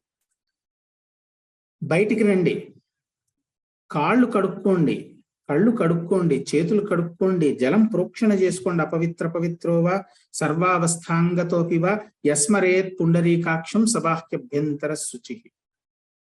వీలున్న వాళ్ళు స్నానం చేస్తా అనుకుంటే, కొంతమంది కంటే దేశకాలమాన పరిస్థితులకు అనుగుణంగాను ప్రాంతాలకు అనుగుణంగాను ఒక్కొక్కరికి ఒక్కొక్క ఆచార శైలి ఉంటుంది. మీది ఏదన్నా ఉంటే మీరు పాటించుకోండి. అక్కడి నుండి మళ్ళీ ఒక శ్వేతార్కం కొనుక్కోండి. ముందు మీకు గణపతి వారు నవగ్రహాలు దర్శనమిస్తారు. సూర్య భగవానుడు సప్తాశ్వరధారూఢుడై దివ్యంగా దర్శనమిస్తారు. పంచముఖ గణపతి వారికి ఆ శ్వేతార్కాన్ని సమర్పించండి. సమర్పించి అప్పుడు మీరు కల్లేశ్వరుడి యొక్క దర్శనానికి వెళ్ళండి. పూజా సామాగ్రి తీసుకొని అక్కడికి వెళ్ళి రుద్రాభిషేకం చేసుకోండి. స్వామి వారికి శ్రీ గురుడికి రుద్రాభిషేకం అంటే మహాప్రీతి కాబట్టి కల్లేశ్వరుడికి రుద్రాభిషేకం చేసుకొని అమ్మవారిని దర్శించండి. క్షేత్రపాలకులు ఆంజనేయ స్వామి వారు కూడా ఉంటారా, వారిని కూడా దర్శించుకోండి. తీర్థప్రసాదాలు స్వీకరించండి. నేరుగా మఠానికి రండి. మఠానికి వచ్చిన తర్వాత అక్కడ మీకు కావలసిన సేవలు దొరుకుతాయి. రుద్రాభిషేకం అంటే మళ్ళీ అక్కడ రుద్రాభిషేకం కూడా ఉంటుంది. లేదు పాదుకాభిషేకం అంటే పాదుకాభిషేకం కూడా ఉంటుంది. మీకు లేదు రాత్రిపూట పల్లకీ సేవ చేస్తామండి అని అంటే పల్లకీ సేవకు కూడా అవకాశం ఉంటుంది. దేనికి సంబంధించిన నాకు ఐడియా లేదు, ఎంత రుసుము తీసుకుంటారనేది దానికి ఉంటుంది. మీరు అక్కడ మాట్లాడుకొని ఆ ప్రకారంగా మీకు నచ్చిన సేవ మఠంలో చేసుకోండి. చేసుకున్న తర్వాత చక్కగా స్వామివారి నిర్గుణ పాదుక దర్శనానికి వెళ్ళండి. నిర్గుణ పాదుకలు దర్శనం చేసుకోండి. స్వామివారి దర్శనం చేసుకోండి. బయటకు వచ్చేటప్పుడు ఇంతకు ముందు మనం చెప్పుకున్నామే, రాజు స్వామి వారిని పల్లకీలో కూర్చుండబెట్టి ఊరేగింపుగా ఊళ్ళోకి తీసుకువస్తున్న సమయంలో ఒక వృక్షం పై నుండి ఒక బ్రహ్మరాక్షసుడు వచ్చాడని. ఆ వృక్షం అక్కడే ఉంటుంది, దాన్ని తాకండి. స్వామి వారిని స్మరణ చేసుకోండి. మీకు నచ్చిన స్తోత్రం ఏదైనా చేసుకోండి స్వామివారిది.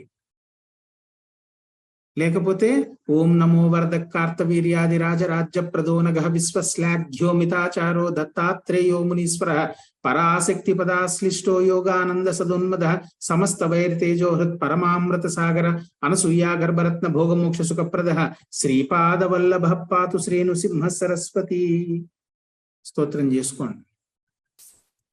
ఆ వృక్షాన్ని తాకి చేసుకోండి. దానివల్ల ఏంటంటే మనకి తెలియకుండానే, అంటే ప్రతి వాళ్ళు కూడా నిత్య కర్మాచరణ భుక్తికి పాటుపడడం, ఈ రెండు తప్పదు. ఈ కార్యక్రమంలో మనం అనేక చోట్ల సంచరించవలసి వస్తుంది. ఎక్కడ సంచరిస్తామో, ఎక్కడ ఏది మనల్ని చుట్టుకుంటుందో మనకి తెలియదు.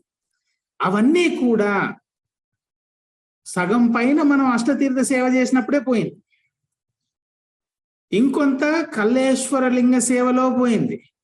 ఇంకొంత స్వామివారి పాదుకా దర్శనంతో పోయింది. ఆ కొంచెం అరాకొర ఏదన్నా ఉంటే అది కూడా ఈ వృక్షాన్ని సేవించి, తాకి సేవించి స్వామివారి స్మరణతోటి పూర్తిగా పటాపంచ. మీకు తెలిసిపోతుంది, మీకే అర్థమవుతుంది. శరీరం ఆనంద డోలాయమానం అవుతూ ఉంటుంది, మనస్సు చాలా ప్రశాంతంగా ఉంటుంది. అప్పటి వరకు మనకి ఎన్నో విషయాలు మనల్ని కదిల్చి వేస్తూ ఉంటాయి. అష్టదేవ సేవ చేస్తూ ఉంటాం, ఒకసారి కాన్సన్ట్రేట్ అవుతూ ఉంటుంది, మనసు లగ్నం అవుతూ ఉంటుంది, బుద్ధి లగ్నం అవుతూ ఉంటుంది, ఒక్కోసారి కాదు. కానీ అంతా అయ్యి నిర్గుణ పాదుక మఠంలో నుండి బయటికి వచ్చేటప్పటికి చక్కగా శరీరం తేలికైపోయి, మనస్సు బుద్ధి అన్ని తేలికైపోయి కేవలం స్వామివారు మటుకే దర్శనమిస్తుంటారు. బయటికి రాగానే ఎదురుకుండానే మనకి ఆంజనేయ స్వామి వారు దర్శనమిస్తారు. వారిని దర్శించుకోండి, నమస్కారం చేసుకోండి, తీర్థప్రసాదాలు స్వీకరించండి. ఉదయం అభిషేక సమయంలో గనక మనకి దర్శనమై బయటకు వస్తే అభిషేక తీర్థం ఇస్తారు, అది కూడా స్వీకరించండి. అలాగే మధ్యాహ్నం 12 గంటల సమయంలో ఆరతి అవుతుంది నిర్గుణ మఠంలో. 1 గంటకి ఎక్కడ అంటే ఇక్కడ 12 గంటలకు ఆరతి ఆరంభం అవుతుంది, 12:20 12:30కి అయిపోతుంది. అయిపోయి ఇక్కడ మధుకరి ఆరంభం అవుతుంది మఠంలో దాదాపుగా 12:40 లేదా 1 గంటకు అటు ఇటుగా కొంచెంగా మధుకరి ఆరంభం అవుతుంది. మధుకరి ఏంటి అవన్నీ చూద్దాం నిదానంగా. ఇక్కడ మధుకరి ఆరంభం అయిన తర్వాతే సంగమంలో స్వామివారికి ఆరతి ఆరంభం అవుతుంది, నివేదన ఆరగింపు అవుతుంది. ఆ తర్వాత అక్కడ మధుకరి స్టార్ట్. ఈ 2 విషయాలు గుర్తుపెట్టుకోండి. మీరు అక్కడ ఉంటే మధుకరి స్వీకరించండి. లేదు ప్రతి నిత్యము అక్కడ ఒకటి ఏంటంటే, ఇక్కడ సంగమంలోనూ అక్కడ మఠంలోనూ ప్రతి నిత్యం కొన్ని వేల మందికి స్వామివారి అన్నప్రసాదం లభిస్తూ ఉంటుంది. వచ్చిన వాళ్ళకి లేదనకుండా పెట్టి పంపిస్తూ ఉంటారు. మీకు నచ్చితే అన్ని దానాల కన్నా అన్నదానము మిన్న గనక అన్నదానానికి డబ్బులు సమర్పించండి, మీ ఇష్టం. ఇది ఎవరు మిమ్మల్ని అడగరు. ఎక్కడ ఎవరు ఏది కూడా మిమ్మల్ని ఏమీ అడగరు. మీకు నచ్చితే మీరు వెళ్ళి చేసుకోవాల్సిందే. లేదు మఠం ఎదురుకుండా రోడ్డు ఉంది కదా, ఆ రోడ్డులో దాదాపుగా ఉన్న ప్రతి ఒక్క పూజారి గారింట్లో కానీ లేదా అక్కడ ఉన్న ఈ హోటళ్ళు ఉంటాయి చూసారా, ఆ హోటళ్లలో కానీ మధ్యాహ్నం 12 గంటలకి వాళ్ళు మధుకరి ఏదో ఒక మన ఆహార పదార్థం అనేది సిద్ధం చేసి పెడతారు. వాళ్ళు లోపల 12:30కి స్వామివారి ఆరతి అయిపోయిన తర్వాత ఎంతమంది వచ్చినా కూడా వాళ్ళు మధుకరి సమర్పిస్తూనే ఉంటారు. ఇది ఇక్కడ. మళ్ళీ సంగమం దగ్గరకు పోతే సంగమం దగ్గర మళ్ళీ ఆలయంలో 1 గంట నుండి ఆరతి అయిపోగానే మళ్ళీ మధుకరి అది నడుస్తూనే ఉంటుంది. ఇది కాక కొన్ని వందల మంది భక్తులు ప్రతిరోజు స్వామివారి అనుగ్రహాన్ని ఆశించి స్వామివారికి అత్యంత ప్రీతికరమైనవి 2. ఒకటి రుద్రాభిషేకం, ఇందాక చెప్పుకున్నాం. 2వది మధుకరి, అంటే అన్న ప్రసాదం అందరికీ పంచడం. ఇది చాలా ఉత్తమమైనది. అసలు దీని విషయం అసలు బయటికి ఎందుకు వచ్చింది అని అంటే ఒక ఉదంతం చెప్పుకోవాలి, చాలా అవసరం ఇక్కడ. భాస్కర శర్మ అని ఒక భక్తుడు ఉండేవాడు. అతడు స్వామివారి యొక్క కీర్తి విని ఎక్కడో పాపం దూరంగా ఎక్కడో గ్రామాల్లో ఉండేవాళ్ళు. 700 సంవత్సరాల క్రితం ఎవరైనా వెళ్ళి వస్తే చెప్తే వినడమే గాని చూసేంత భాగ్యం అందరికీ ఉండేది కాదు. విని స్వామివారికి భక్తుడైపోయాడు. భక్తుడైపోయి స్వామివారి ప్రీతి కోసం ఒక్కరోజు నేను స్వామివారికి భిక్ష సమర్పించాలని మనస్సులో సంకల్పం చేసుకున్నాడు. సత్సంకల్పం అండి. అందుకే అంటారు కలియుగంలో కేవలం సత్సంకల్పం చేతనే అన్ని సిద్ధిస్తాయి. ఒక సత్సంకల్పం చేసుకోవాలి. ఆయన ఏం సంకల్పం చేసుకున్నాడు? స్వామి వారికి ఒక్క పూట భిక్ష సమర్పిస్తాను. ఎందుకు స్వామివారికి ఒక్క పూట భిక్ష? నిరుపేద బ్రాహ్మణుడు. సరే అలా ఇలా మొత్తానికి ఏదో ఒకటి చేసి ఆ ఉన్న దాంట్లో కొద్ది కొద్దిగా మిగుల్చుకొని ఒక సోలెడు బియ్యము, పప్పు, ఉప్పు, నెయ్యి కావలసినవన్నీ మూట కట్టుకొని ఒకనాడు గాణగాపురం చేరాడు. ఆయనకి తెలియదు. ఆయన విన్నప్పుడు స్వామివారి కీర్తి, అది అప్పుడే రాజుగారు స్వామివారి, అయ్యో స్వామివారు ఎవరో అనుకున్నాను, మామూలు యోగి కాదు, ఆయన త్రిమూర్తి అవతారం మనం అని చెప్పేసి వారిని సేవించుకోవాల్సిందే అని చెప్పేసి ఊళ్ళోకి తీసుకొచ్చి మటన్ నిర్మించి సమర్పించుకున్నాడు. అప్పుడెప్పుడో కొత్తల్లో విన్నాడు.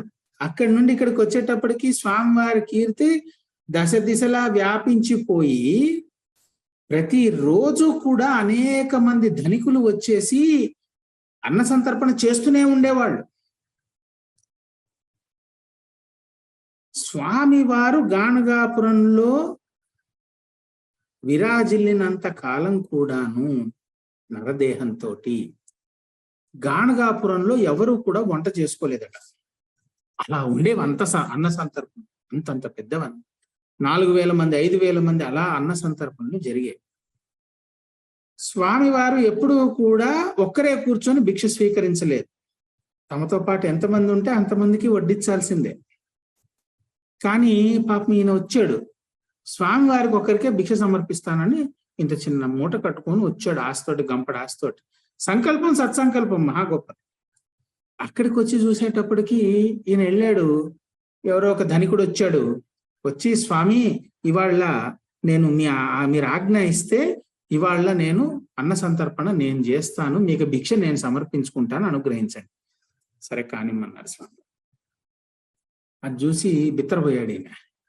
ఏమిటండి ఇన్ని వేల మంది ఉన్నారు, ఇప్పుడు ఈయనొచ్చి అందరికీ నేను భిక్ష సమర్పిస్తా అంటున్నాడు, మరి నా దగ్గర ఉన్నది కొంచెం బియ్యం, మరి నేను స్వామివారికి ఎలా సమర్పించాలి?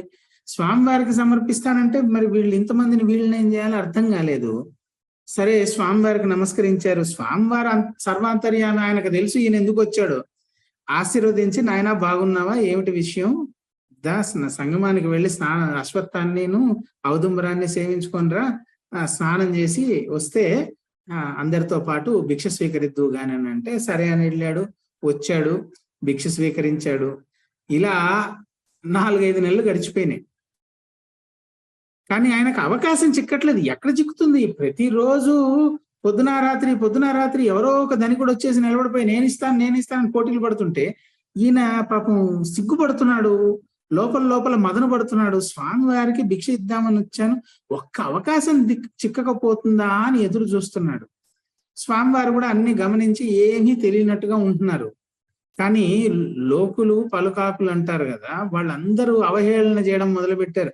ఏమయ్యా శర్మ, నువ్వు వచ్చింది ఎందుకు, నువ్వు చేస్తుంది ఏమిటి, నీకు ఇంటి దగ్గర కంటే ఇక్కడే చాలా సుఖంగా ఉన్నట్టుంది, 2 పూట్ల ధనికులు సమర్పిస్తున్నటువంటి భిక్ష స్వీకరించి వచ్చినప్పటికంటే ఇప్పుడు బాగా లావెక్కావు, చాలా మెరిసిపోతున్నావు, కూడా నిగనిగలాడుతున్నావు, నువ్వు స్వామివారికి భిక్ష సమర్పించడానికి వచ్చినట్లేదు, అదేదో నువ్వు బాగుపడడానికి వచ్చినట్టుందని ఇలా ఎవరికి వచ్చినట్టు వాడు మాట్లాడతాడు కదా, అలా మాట్లాడాడు. ఆ మాటలు అలా పాకి నెమ్మదిగా శ్రీగురుడి చెవులో పడ్డాయి. పడితే వెంటనే స్వామివారు ఓ రోజు ఉదయమే భాస్కర్ శర్మను చూసి, ఎందుకంటే ఆయన సత్సంకల్పం చేసుకొని వచ్చాడు, పాపం ఆయన పరిస్థితి వీరికి తెలుసు. ఒకసారి భాస్కర్ శర్మ వైపు చూస్తే వెంటనే భాస్కర్ శర్మ లేచి నిలబడి నమస్కరించాడు. భాస్కర్ శర్మ, ఈ రోజు నీ చేతితో నువ్వు సమర్పించే భిక్ష మటుకే మేము తీసుకుంటామని స్వామివారు ఆశీర్వదించారు. అయిపోయింది. భాస్కర శర్మకి లభించిన ఆ అదృష్టానికి భాస్కర శర్మ పొంగిపోయాడు. అదే సమయానికి ఒక ధనికుడు వచ్చాడు. స్వామి, ఇవాళ మీరు ఆశీర్వదిస్తే నేను మీకు భిక్ష సమర్పిస్తాను. వీల్లేదు, ఈ రోజు మీరు సమర్పించే భిక్ష మేము స్వీకరించాం, కేవలం భాస్కర శర్మ ఇచ్చిన భిక్షనే స్వీకరిస్తాం అనగానే ఆ ధనికుడు వెనక్కి తిరిగి, ఈ దరిద్రుడు తెచ్చుకుంది ఇట్లాగే, ఈ దరిద్రుడు తెచ్చుకుంది సోలెడు బియ్యమే కదా, కనీసం శ్రీగురుడి కన్నా కడుపు నిండా పెడతాడో పెట్టడో, ఈ రోజు ఎవరిళ్ళకి వాళ్ళు వెళ్ళి మీ ఇంట్లో వంటలు చేసుకోండి అయ్యా అంటూ వెనక్కి తిరిగాడు. తిరగంగానే స్వామివారు వెంటనే ఆ ధనికుణ్ణి, అక్కడున్న వాళ్ళందరినీ ఆపి, వీల్లేదు, ఈ రోజు ఈ గాణగాపురం క్షేత్రంలో ఎంతమంది అయితే ఉన్నారో అంతమంది కూడాను ఈ భాస్కర శర్మ సమర్పించే భిక్ష స్వీకరించాలి. ఎవరి ఇళ్లలో ఏం వంటలు చేసుకోక్కర్లేదు. మీరందరూ మీ ఇళ్లలో ఈ గ్రామంలో ఎంతమంది ఉన్నారో అంతమందిని పిలుచుకురండి, అందరు వాళ్ళు ఇక్కడే భిక్ష చేస్తారంటే అందరూ అవాక్కైపోయారు. ఏంటి, సోలెడు బియ్యంతో గ్రామంలో దాదాపు 3000 మంది ఉన్నారు. భక్తులు, బయట నుంచి వచ్చిన వాళ్ళు అందరూ కలిస్తే ఇంకొక 1000 మంది, 4000 మంది సోలెడు బియ్యంతో అని ఆలోచనలో పడితే స్వామివారు ఆజ్ఞాపించారు, చూస్తావేం భాస్కర శర్మ, అందరిని ఆహ్వానించంటే శ్రీగురుడు చెప్పిన తర్వాత ఇంకా మరి ఇంకొక రెండో ఆలోచన ఉండదు. పర్వతేశుడి విషయంలో చూసాం, కోసిపారే పంట అంతా అంటే కోసిపాడేశాడు. మరి స్వామివారి అనుగ్రహం ఎన్నడూ చూసి ఎరుగనంతటి పంట అనుగ్రహించారు. అలాగే భాస్కర శర్మకి ఆ విషయం తెలుసు. శ్రీగురుడు త్రిమూర్త్యాత్మకులు, వారి మాట పొల్లుపోదు. వెంటనే లేచి అందరికీ నమస్కరించి, నేను ఈరోజు స్వామి వారికి భిక్ష సమర్పిస్తున్నాను, దయచేసి మీరందరూ కూడాను ఈ భిక్షా కార్యక్రమానికి వచ్చి అన్నప్రసాదం స్వీకరించండి. ఎవరికి నోట మాట రాలే. అప్పటికే శ్రీగురుడు ఆ ధనికుడిని నిలువరించేశారు. ఇంకా మళ్ళీ మాట్లాడితే శ్రీగురుడు ఆగ్రహానికి లోనవ్వాల్సి వస్తుంది. భయపడిపోయారు, ఎవ్వరు మాట్లాడలేదు, అందరూ బయటికి వెళ్ళారు. ఎందుకంటే సంగమ స్నానాలు చేయాలి కదా. సరే అని చెప్పి అందరు బయటికి వెళ్ళిపోయారు. వెంటనే భాస్కర శర్మ ఏం చేశాడంటే చక్కగా అక్కడ 2 పొయ్యిలు వెలిగించి తను తీసుకొచ్చిన వాటితోటి కాస్త అన్నము, శాకము, పప్పు వగైరా వండి, తను తీసుకొచ్చింది ఎంత తీసుకొచ్చాడో అంతే, గ్రామంలోకి వెళ్ళి పెరుగు, నెయ్యి పట్టుకొచ్చాడు. సంతర్పణ కాబట్టి పెరుగు, నెయ్యి అంటే కాస్త ఘనంగానే దొరికింది. ఈ 3 పదార్థాలు మాత్రం కొంచెం కొంచెమే ఉన్నాయి. అన్ని సిద్ధం అవ్వంగానే భాస్కర శర్మ శ్రీగురుడికి నమస్కరించి, స్వామి భిక్ష సిద్ధంగా ఉంది, మీరు ఆజ్ఞాపిస్తే వడ్డన చేస్తానంటే, మంచిది నాయనా, నువ్వు వెళ్ళి సంగమంలో ఉన్న వాళ్ళని, ఊళ్ళో వాళ్ళందరినీ పట్టురా, మేము ఒక్కరమే ఎప్పుడూ కూడా భిక్ష చేయము, మాతో పాటు ఉన్న వాళ్ళందరూ స్వీకరించాల్సిందే అంటే భాస్కర శర్మ పరుగున పోయాడు. ఇంకా కొంతమంది శిష్యులను కూడా పంపించారు స్వామివారు. అందరూ ఊళ్ళో వాళ్ళకి చెప్పొచ్చారు. భాస్కర శర్మ సంగమం దగ్గరికి వెళ్ళి, అయా స్వామి వారి ఆజ్ఞ అయింది, అందరినీ భిక్షకు రమ్మన్నారు. అందరూ మళ్ళీ నవ్వి, వెళ్ళు భాస్కర శర్మ, నువ్వు కనీసం శ్రీగురుడి కన్నా కడుపు నిండా పెట్టు, నువ్వు వండింది ఎంతో మాకు తెలుసు, తగుదనమ్మా అంటూ మమ్మల్ని పిలవడానికి వచ్చావా, నువ్వు వెళ్ళు, మాదేదో మేము పాటలు పడతామంటే పాపం చిన్నబోయిన మొహం వేసుకొని తల దించుకొని మఠానికి వచ్చాడు భాస్కర శర్మ. స్వామివారు అది చూసి అర్థమైంది ఆయనకి, శిష్యుల్ని పంపించాడు. గ్రామంలో ఎవరు కూడా ఎక్కడా కూడా ఉండకూడదు, అందరూ ఇప్పుడు మఠంలో ఉండాలి. అందరూ ఇంకా స్వామివారి ఆజ్ఞ అయింది. శిష్యులు వచ్చి చెప్పారు, చచ్చినట్టు వచ్చారు. వచ్చిన తర్వాత స్వామివారు ఏం చేశారంటే ఒక వస్త్రం ఇచ్చారు భాస్కర శర్మ. ఆ వస్త్రం ఇచ్చి ఆ వస్త్రాన్ని అతను వండిన పదార్థాల మీద కప్పారు. వెంటనే స్వామివారి కమండలంలోని జలం తీసుకొని ఆ వండిన పదార్థాల మీద ప్రోక్షణ చేశారు. అందరికీ ఒకటే చెప్పారు, శిష్యులందరికీ కూడా, అందరినీ కూర్చోబెట్టి వడ్డించండి, గ్రామంలో ఎవరు కూడా మిగలకూడదు. భాస్కర శర్మ అందరిది అయిన తర్వాత ఎందుకంటే నువ్వు భిక్ష సమర్పిస్తున్నావు కాబట్టి అందరిది అయిన తర్వాత నువ్వు భోజనం చేయాలి. సరే చిత్తం స్వామి అని స్వామివారికి పాదాభిషేకం చేసి వారికి అపోసన జలాన్ని కూడా సమర్పించి వడ్డన చేశారు. ఆశ్చర్యం ఏమిటంటే ఇంత గిన్నె అన్నం, ఇంత పప్పు, ఇంత శాకం వండింది. కానీ 1000 మంది పంక్తిలో కూర్చుంటే ఆ గుడ్డ కింద నుండి, స్వామివారి ఇచ్చిన వస్త్రం కింద నుండి తీస్తున్నారు, వస్తోంది, వడ్డిస్తున్నారు, తీస్తున్నారు, వస్తోంది, వడ్డిస్తున్నారు, నెయ్యి ధారలుగా పోస్తున్నారు. ఆశ్చర్యం ఏంటంటే ఎవ్వరూ కూడా ఆ రోజు ఆ క్షేత్రంలో ఆకలితోటి లేరు. చిన్న పెద్ద ముసలి ముతక అందరూ కూడా చక్కగా కడుపు నిండా భోజనం చేసి శ్రీగురుడి ఆ లీలకి ఇంక నోట మాట ఇంకేం వస్తుంది, నోట్లో మాట ఏమిటది, ఇంత చిన్న గిన్నెలో ఇలా. మీరు ఇటువంటివి ఈనాడు కూడా దర్శించాలి అనుకుంటే దర్శించవచ్చు.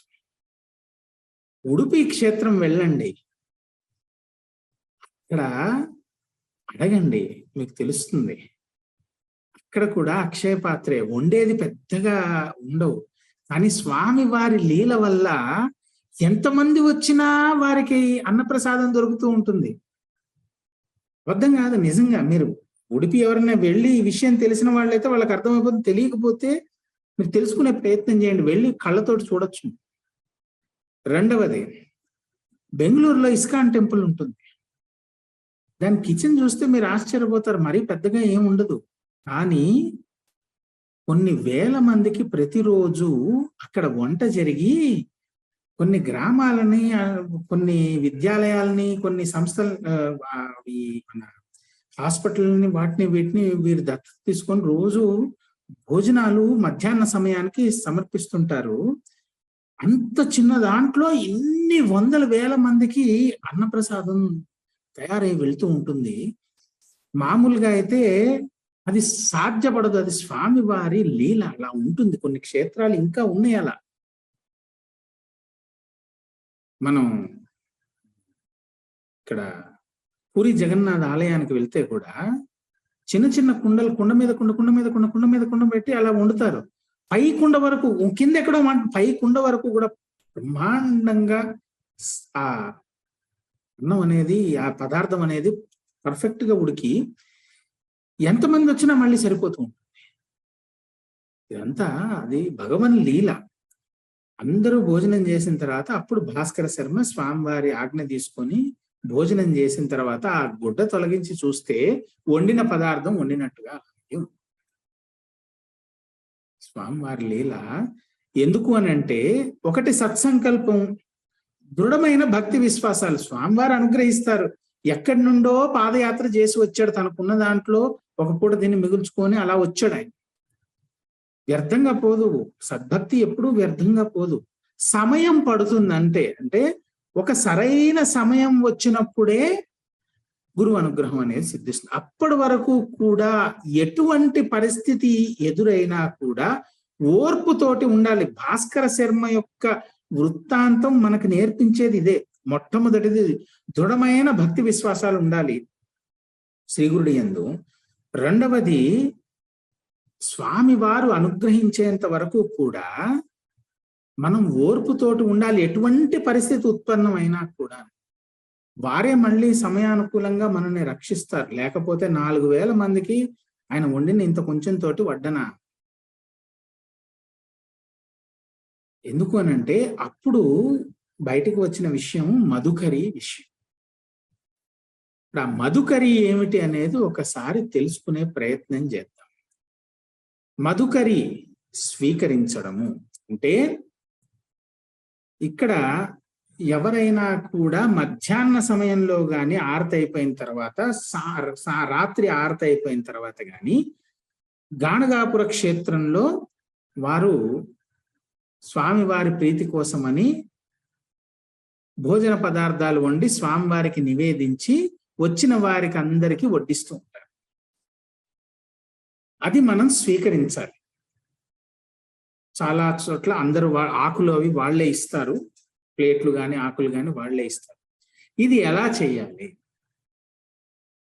కనీసం 3 చోట్ల ఎవరైతే మధుకరి సమర్పిస్తున్నారో అట్లాంటి 3 చోట్లకి వెళ్ళి ఆ మధుకరి స్వీకరించాలి.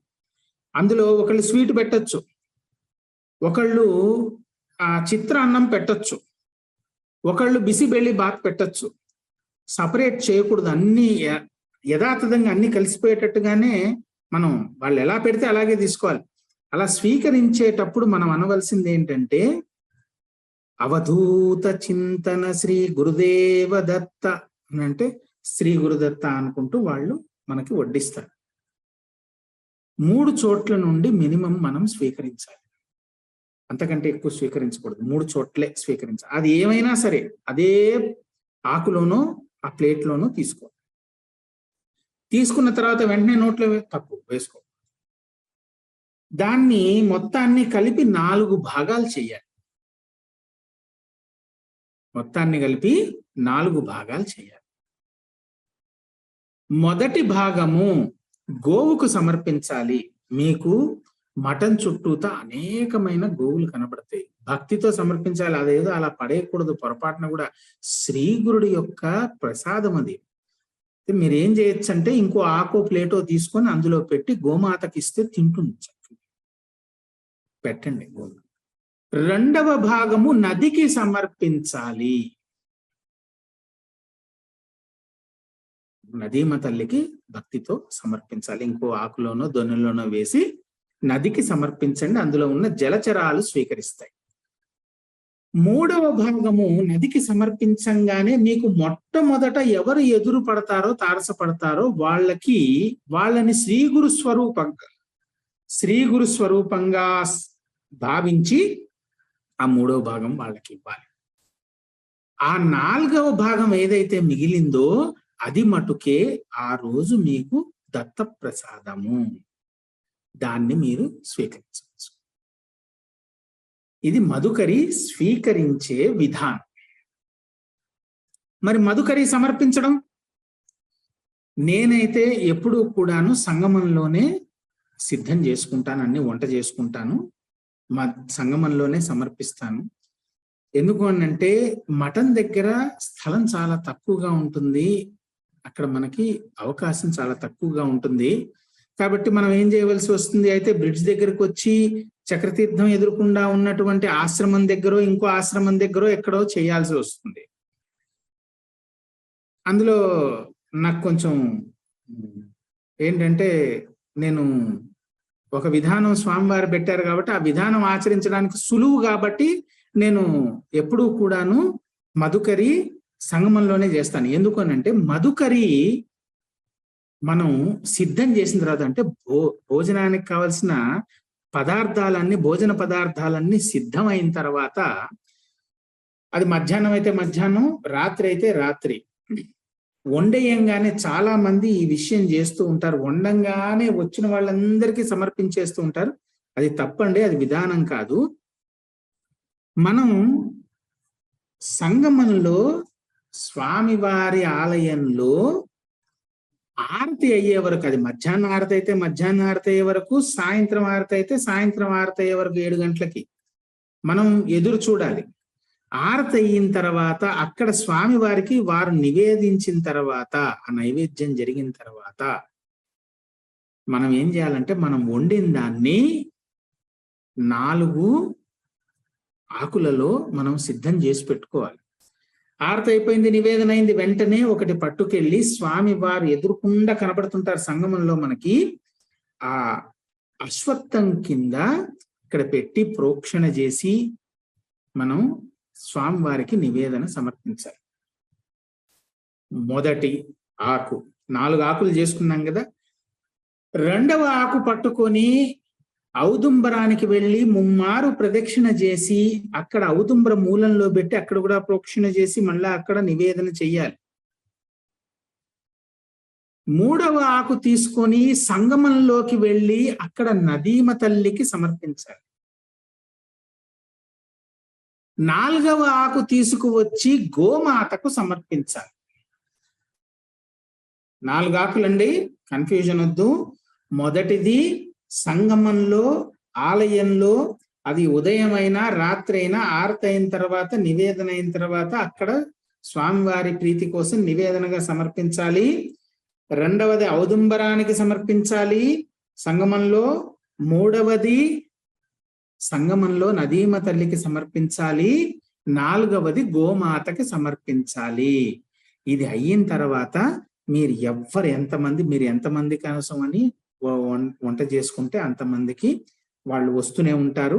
మీరు చేతికి ఆకు ఒకటి ఇచ్చి మంచినీళ్ళ గ్లాసు, మంచినీళ్ళు అవి అక్కడ పక్కన పెడితే చక్కగా అవధూత చింతన శ్రీ గురుదేవ దత్త అనుకుంటూ వాళ్ళు అంటారు, మనం కూడా అనాలి.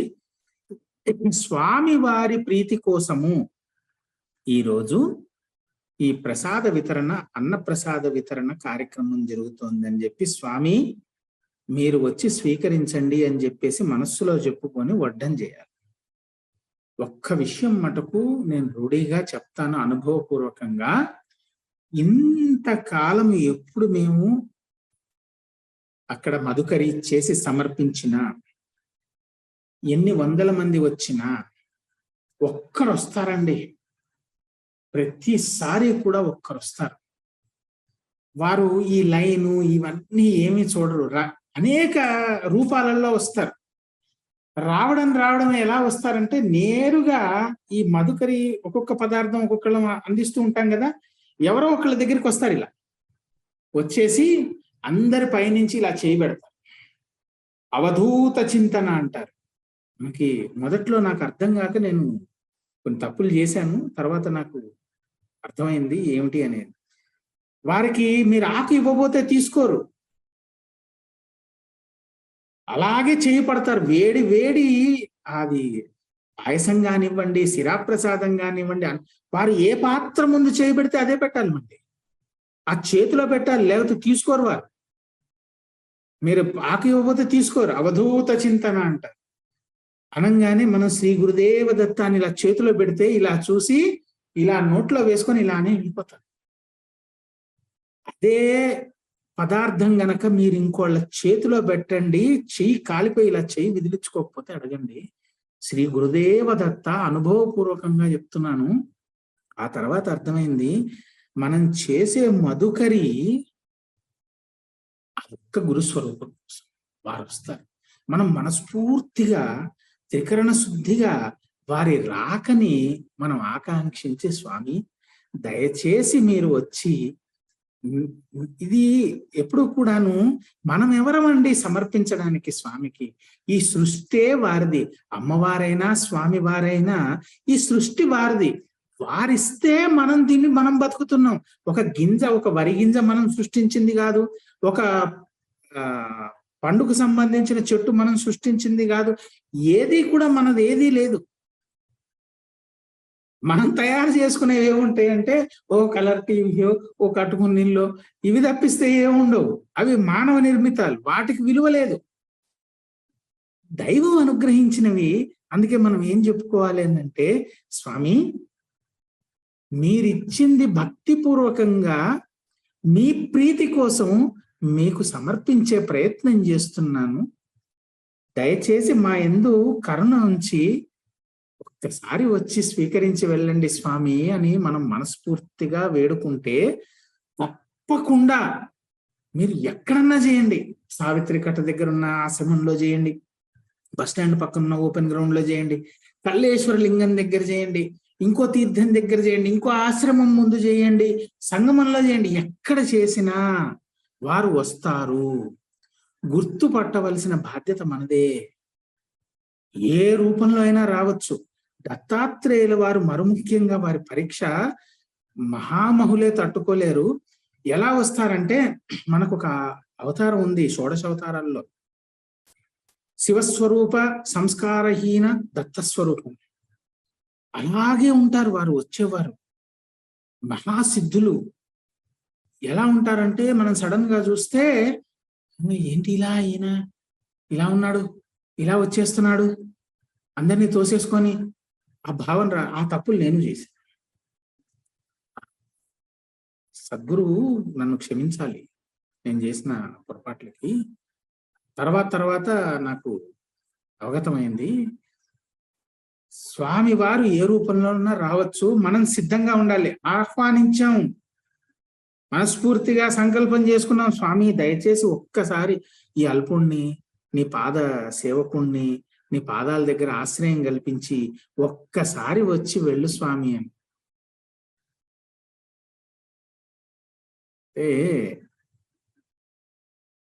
వారు వస్తారు. ఏ రూపంలో వస్తారో తెలియదు, ఎలా వస్తారు. మనం అందరూ మన చుట్టూ కమ్మేస్తూ ఉంటారు. మనం అది ఇవ్వండి, ఇది రకరకాల భాషల్లో మాట్లాడుతుంటే మనకి ఏమి అర్థం కాని పరిస్థితిలో ఉన్నప్పుడు సడన్గా వస్తుంది ఒక చెయ్యి. అవధూత చింతన అనగానే మనం అలర్ట్ అయిపోవాలి. వచ్చారు స్వామివారు. ఏదంటే మన ముందున్న ఈ పదార్థం ఏదైనా సరే, ఉత్త అన్నం కావచ్చు, శిరాప్రసాదం కావచ్చు, పరమాన్నం కావచ్చు, ఒక అప్పడం ముక్కే కావచ్చు మన దగ్గర. ఎందుకంటే మనం ఆలస్యం చేస్తే తీసుకోరు, దండం మనం వెళ్ళిపోతారు. మళ్ళీ మనం ఎతుక్కున్నా కనపడరు. అలా జరిగిపోతూ ఉంటుంది. స్వానుభవంతో చెప్తున్నాను. ఎతుక్కుందామంటే అయ్యో ఈయన ఏరియా అని ఇలా చూస్తే కనపడరు. అలా వెంటనే మన దగ్గర ఏదున్నా కూడా శ్రీ గురుదేవ దత్తాన్ని వారి చేతిలో పెట్టేసి ఒక్కసారి అయితే అప్పుడే గిన్నె లాస్ట్ లో ఇంక ఆరతైపోయింది, నివేదన అవుతుంది, అప్పుడు దిగింది వేడి వేడి శిరాప్రసాదం. సెగలు కూడా కాదు, నిప్పులు కక్కుతుంది అనుకోవాలి, అంత వేడి. ఇలా తీస్తే లోపల ఆ రవ్వ లోపల విపరీతమైన స్టీమ్ ఉంటుంది కదా, ఇలా తీసామో లేదో ఆరంభం అయింది లేదు, వెంటనే వచ్చేసి ఇలా అవధూత చింతన అన్నారు. భయం వేసేసింది, ఏమిటి ఇప్పుడు ఈ వేడిది, స్వామి ఇలా అన్న, స్వామి వేడిగా ఉందో దయచేసి ఈ ఆకు తీసుకు, అవధూత చింతన అన్నారు, కళ్ళు పెద్దవి చేసి. ఇంకా మళ్ళీ ఇంకో మాట లేకుండా శ్రీ గురుదేవ దత్త చేతిలో పెడితే అది చేతిలో పట్టుకోవడమే కష్టం అండి. ఆయన అలాగే నోట్లో వేసేసుకొని ఇలా అని వెళ్ళిపోయారు. శ్రీ గురుదేవ దత్త నాకు మా ఆవిడకి ఆ రోజు కళ్ళల్లో నీళ్ళు ఆగితే ఉట్టుబెట్ట, ఇప్పటికి కూడా తలుచుకుంటే కళ్ళల్లో నీళ్ళు వచ్చేస్తాయి. అంత మాటలు రావు ఒక్కోసారి, అంత కరుణా సముద్రులు వారు. మనం భక్తితో పిలిస్తే తప్పకుండా వస్తారు. మధుకరి సమర్పించే విధానం అది. భాస్కర శర్మ ఎంతటి అదృష్టవంతుడో కదా, స్వామి వారికి ఆయన భిక్ష సమర్పించాడు. అవధూత చింతన శ్రీ గురుదేవ దత్త.